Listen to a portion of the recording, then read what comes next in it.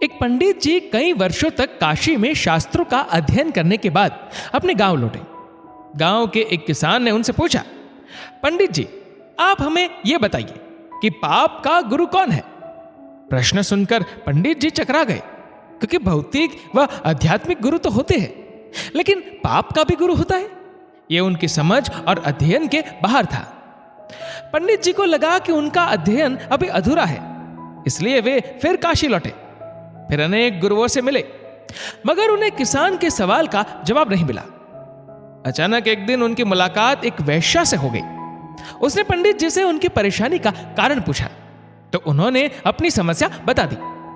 वेश्या बोली, पंडित जी, इसका उत्तर है तो बहुत आसान, लेकिन इसके लिए कुछ दिन आपको मेरे पड़ोस में रहना होगा।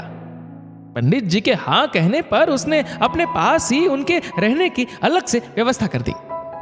पंडित जी किसी के हाथ का बना खाना नहीं खाते थे, नियम, आचार और धर्म के कट्टर अनुयायी थे, इसलिए अपने हाथ से खाना बनाते और खाते। इस प्रकार से कुछ दिन बड़े आराम से बीते, लेकिन सवाल का जवाब अभी नहीं मिला।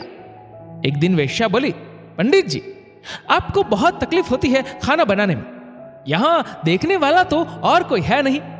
आप कहे तो मैं नहा धोकर आपके लिए कुछ भोजन तैयार कर दिया करूं।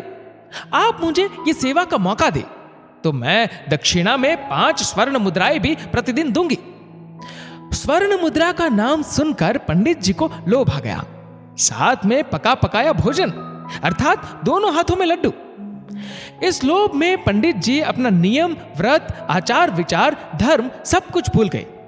पंडित जी ने हामी भर दी और वेश्या से बोले, ठीक है, तुम्हारी जैसी इच्छा, लेकिन इस बात का विशेष ध्यान रखना कि कोई देखे नहीं तुम्हें मेरी कोठी में आते जाते हुए।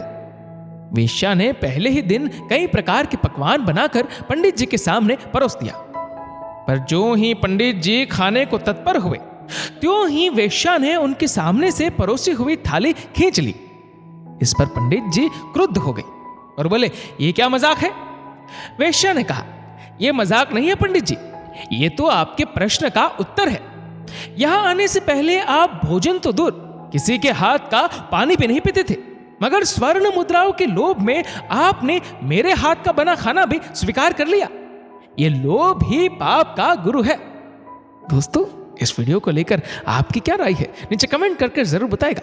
और अगर आपको वीडियो अच्छा लगा हो तो इस वीडियो को लाइक करेगा, शेयर करेगा ज्यादा से ज्यादा लोगों तक, और ऐसी ही और भी स्पिरिचुअल कहानियों को सुनने के लिए सब्सक्राइब करें हमारे यूट्यूब चैनल को और फेसबुक पर फॉलो करें हमारे पेज को।